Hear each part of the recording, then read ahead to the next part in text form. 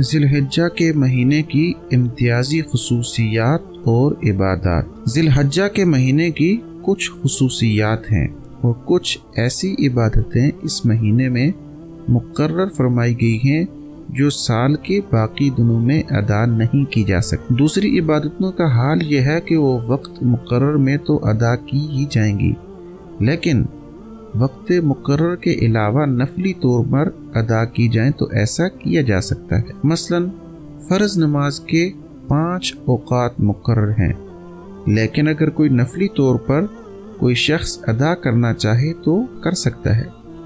زکوٰۃ سال بھر میں 1 مرتبہ فرض ہے، لیکن نفلی صدقہ عام دنوں میں بھی دیا جا سکتا ہے، بلکہ دینا چاہیے۔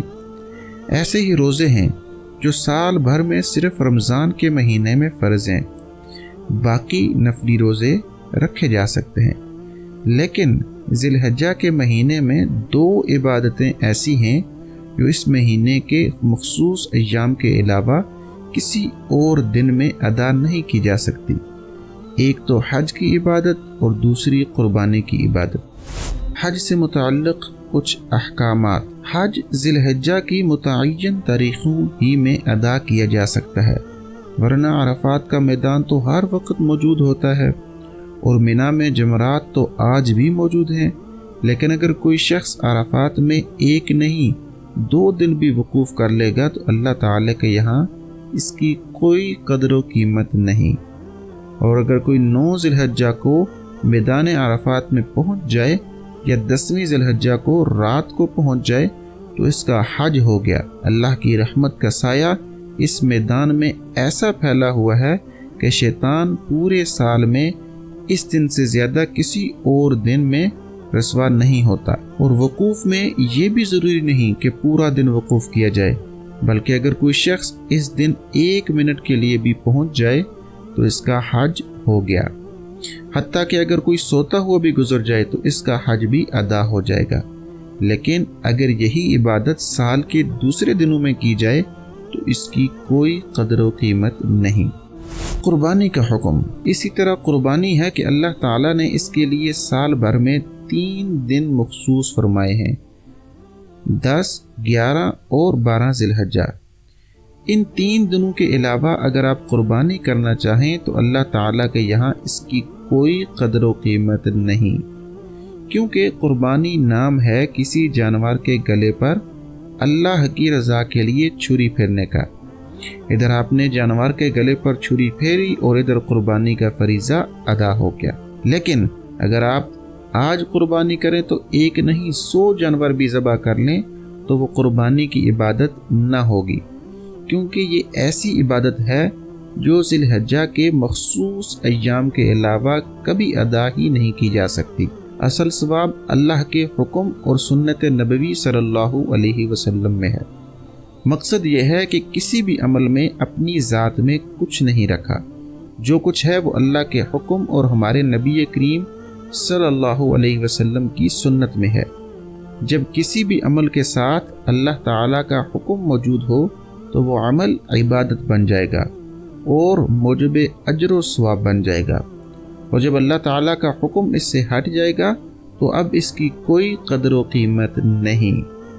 عرفات کے میدان پر اللہ تعالیٰ کی جو رحمتیں نازل ہوتی ہیں اور وہاں جا کر وقوف کرنے والوں کو جو ثواب ملتا ہے وہ در حقیقت اس میدان کے ذرات، پہاڑوں، صحرا کی ریت اور ان پتھروں کی وجہ سے نہیں، بلکہ جو کچھ بھی اجر و ثواب ہے وہ صرف اللہ کے حکم کا ہے۔ اللہ تعالیٰ نے فرمایا کہ 10، 11 اور 12 ذی الحجہ کو جانور کے گلے پر چھری پھیرنا اور قربانی کرنا موجب اجر و ثواب ہے، تو آج یہ عمل اللہ تعالیٰ کا محبوب بن گیا۔ ایسا محبوب کہ آج کے دن یعنی یوم النحر میں خون بہانے کے علاوہ کوئی کام محبوب ہی نہیں، لیکن وہی قربانی عام دنوں میں کریں تو اس کا کوئی نتیجہ نہیں۔ بتلانا در حقیقت یہ ہے کہ کسی بھی عبادت میں اور کسی بھی کام میں اپنی ذات میں کوئی تقدس نہیں۔ تقدس اس وقت آتا ہے جب اللہ کا حکم ہو۔ گویا یہ ایک سبق ہے جس میں بدعت خرابی پیدا کرتی ہے۔ بدعت اس کام کا نام ہے جو آپ از خود گھڑ کر عبادت بنا لیں، جس کو نہ اللہ نے عبادت قرار دیا ہو اور نہ رسول اللہ صلی اللہ علیہ وسلم نے۔ مینا میں نماز کا حکم۔ جن حضرات کو حج پر جانے کا موقع ملا ہے وہ تو جانتے ہی ہیں، اور جن کو حاضری کا موقع نہیں ملا انہوں نے بھی شاید سنا ہوگا کہ حاجی حضرات 8 ذی الحجہ کو مکہ مکرمہ سے روانہ ہو کر مینا چلے جاتے ہیں، اور مینا میں جانے کے بعد کوئی کام نہیں، نہ رمی ہے، نہ مناسک حج میں سے کوئی رکن ادا کرنا ہے، بلکہ حکم یہ ہے کہ ظہر سے لے کر اگلی فجر سمیت 5 نمازیں مینا میں ادا کریں۔ کتنی اچھی بات تھی کہ مکہ مکرمہ میں رہ رہے تھے اور نماز مسجد حرام میں پڑھ رہے تھے، جس مسجد میں ایک نماز پڑھنے کا ثواب 1,00,000 نمازوں کے برابر ہے، لیکن حکم ہوا کہ مسجد حرام اور اس میں نمازیں پڑھ کر 1,00,000 نمازوں کا ثواب حاصل کرنے کو چھوڑ کر مینا کی وادیوں میں مقیم ہو جاؤ، جہاں صرف 5 نمازیں پڑھنی ہیں۔ اس سے یہ سبق سکھانا مقصود ہے کہ تمہارے ذہن میں یہ بات نہ بیٹھ جائے کہ مسجد حرام کے پتھروں میں کچھ رکھا ہے، بلکہ جو کچھ ہے وہ ہمارے حکم اور ہمارے نبی حضرت محمد صلی اللہ علیہ وسلم کی سنت میں ہے۔ اگر کوئی شخص کہے کہ میں 1,00,000 نمازوں کا ثواب چھوڑ کر نہیں جا سکتا، تو 1,00,000 تو کیا، 1 نماز کا ثواب بھی نہیں ملے گا، اس لیے کہ خلاف سنت کام کر رہا ہے۔